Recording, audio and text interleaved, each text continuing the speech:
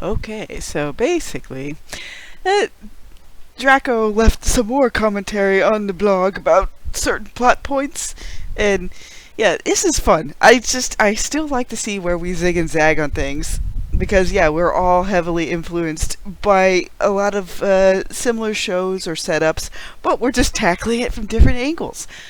Overall, um, the closed loop time travel stuff, yeah, Babylon 5 definitely heavily influenced that, where it's just like, yeah, it's a kind of aspect where it's set and it's, all it's happened before, from a certain perspective, and it's just coming back around again, like cycles, which I thought about it even with the how Mass Effect fell on its face with this.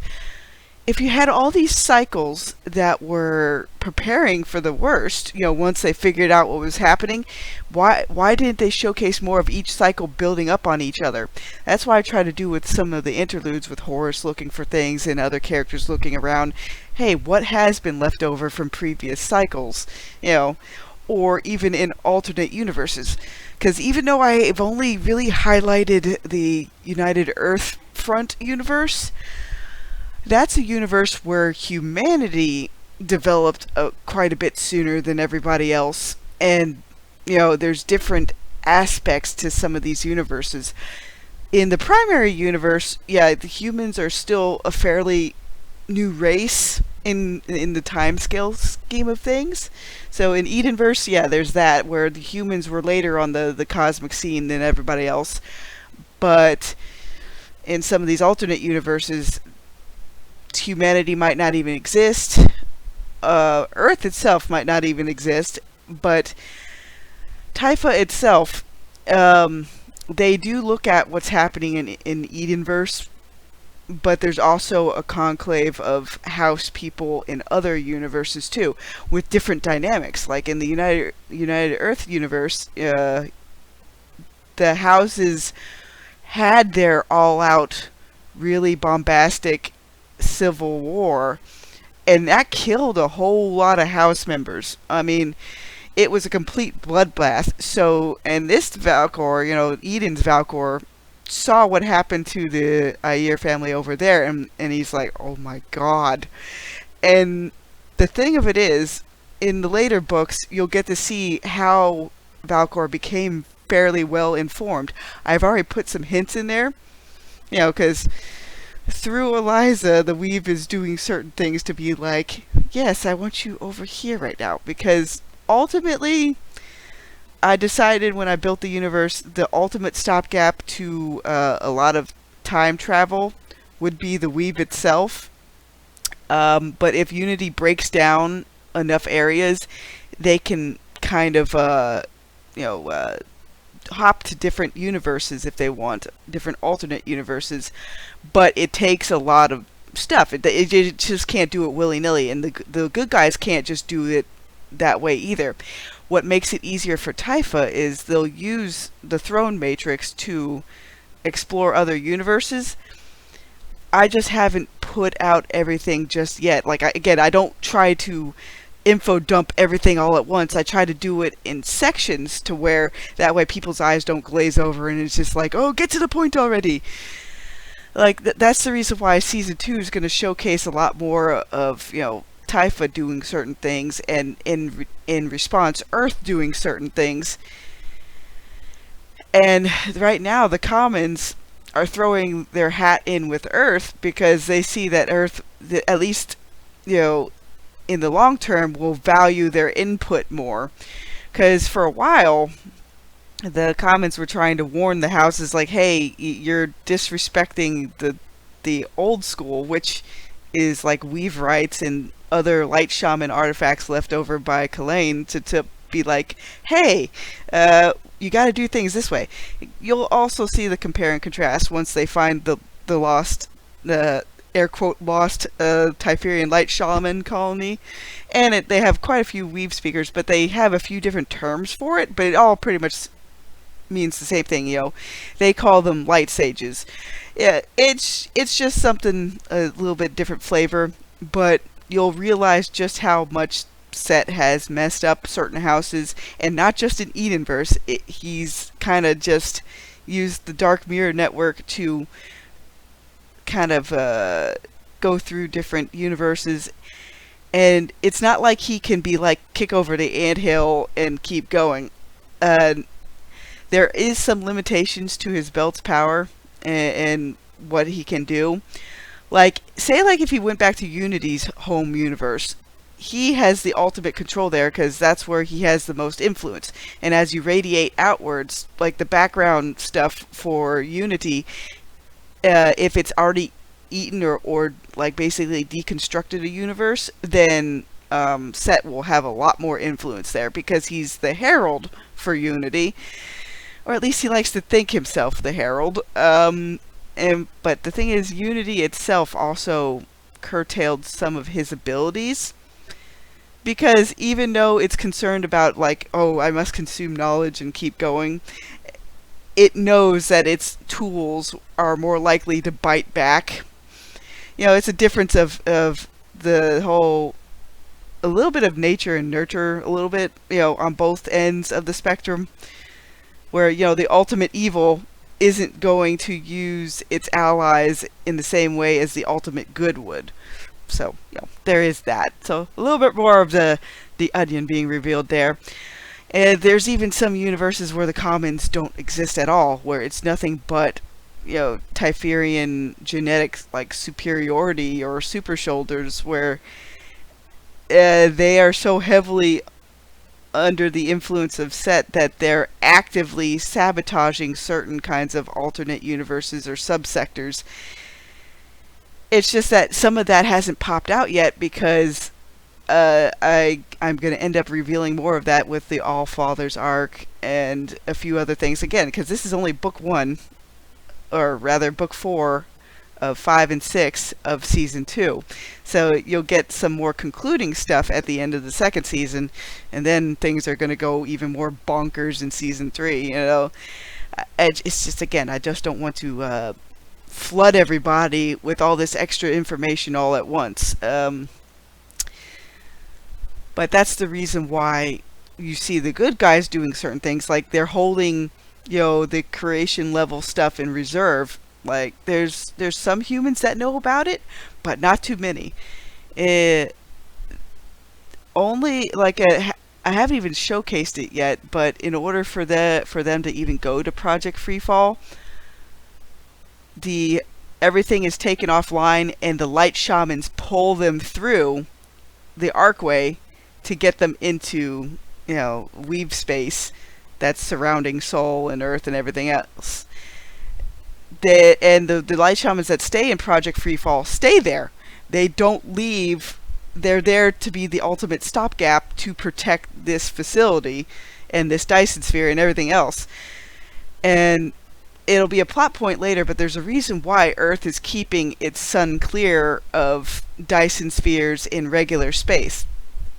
Again, it's a plot point that's going to pop up later, and you'll see why. And the thing of it is like Valcor is able to talk with other Valcors that are kind of aligned with the same things he is.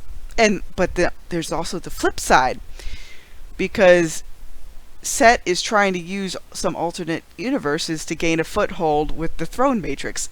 The Throne Matrix is supposed to be kind of like this neutral thing to help people, you know, go through different alternate universes. But you know, the houses that are aligned with Set in different multiverses are using it to combine their forces together, you know, to make an all-out attack later.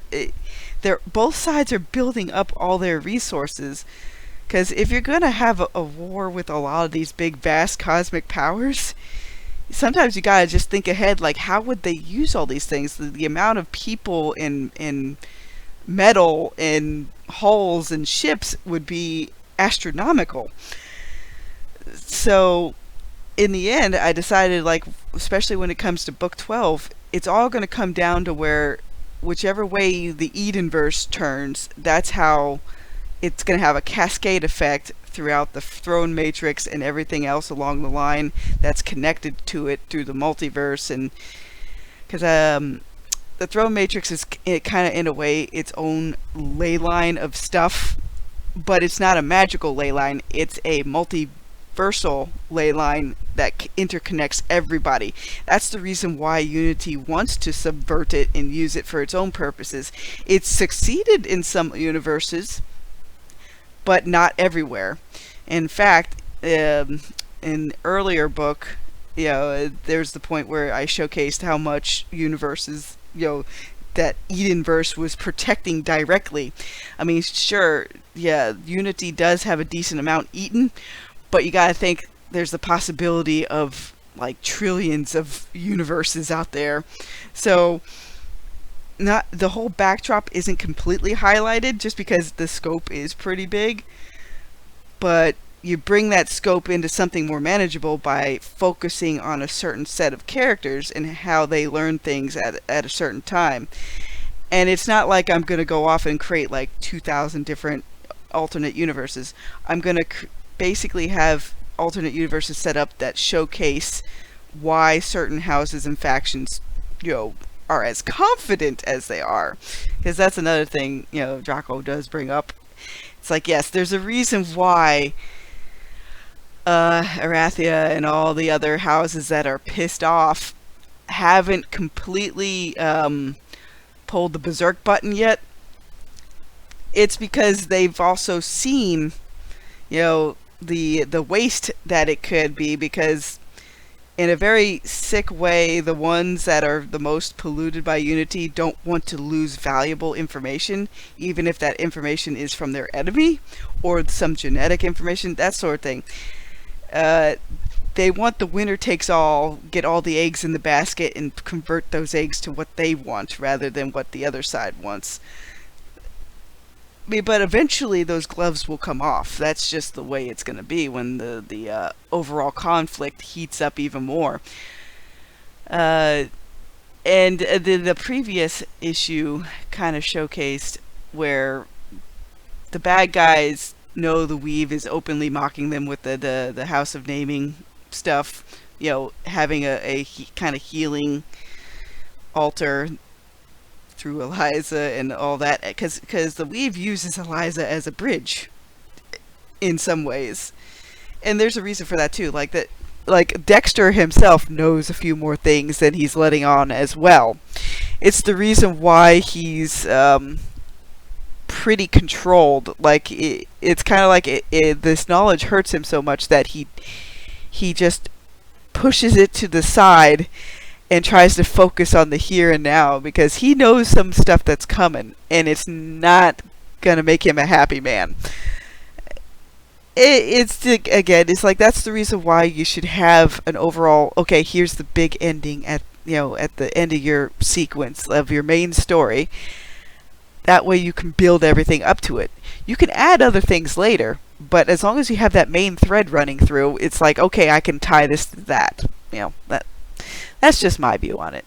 And part of the reason why the houses didn't retaliate against what Lorain did, they don't see, the corrupted houses don't see humans as their equals. They just see them as like, you're just getting in our way. Sure, you might have some interesting genetic variances, but we know how everything runs because the Throne Matrix has the multiverse attached to it, and we can see how different things play out. Ha ha ha ha ha. And it's just it's just like they're shooting themselves in their foot. And there's also the plot point that Kalain did on purpose through his own bloodline, seed a bunch of nanites that's a mix of tech and magic and light shaman rights to help protect who he could from the upcoming storm, and he also did that for the commons as well, because he got to see through the Throne Matrix and other possibilities that it's like, in this particular universe, the commons are going to play a much bigger role. So it's like, oh boy.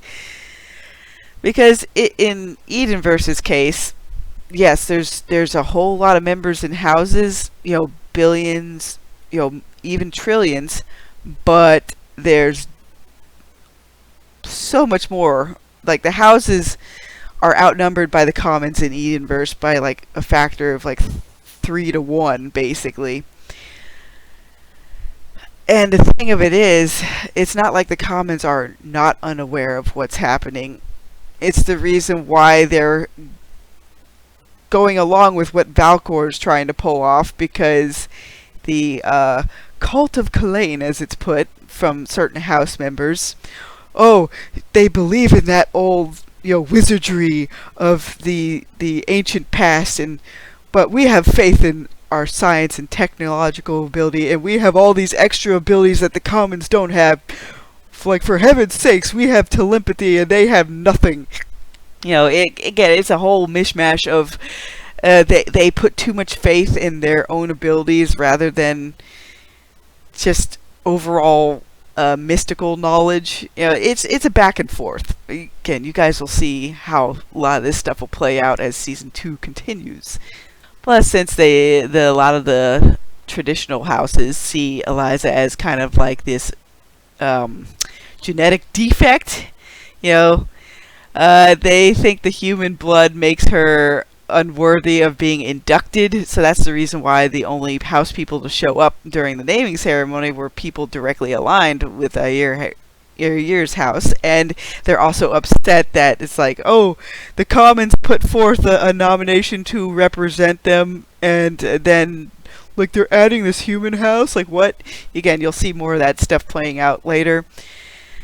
They just see it as overall like who to weed out from their division as well, like where our good guys are trying to figure out how many people are corrupted for a certain kind of plot point that's going to pop up later. Because remember, the good guys want to try to save people even if they are already somewhat fallen, because a lot of the houses aren't nearly as neck deep as Eratha is with set machinations. But you'll see, I've already given a few hints. The whole golden amber angle, that sort of set up, like the honeycomb stuff, that's a little bit of a hint of what's going to happen later. And yes, a lot of the bad guys are aware of some Juka shenanigans, because Kronos is, again, you'll see a little bit more of that with season 3 when I bring him back into to play again. Yeah, there's a reason why they're all looking for various avenues. It's because they all are pretty much countering each other in different ways. It's just the ultimately what's going to tip the scale is what Eliza and Dexter are going to do, and a few others. It's like, what do you do to have both sides be competent? You got to make sure that they can counter each other in certain ways. But ultimately, it's the power-hungry madness of the bad guys that will be the Achilles heel that will cripple them.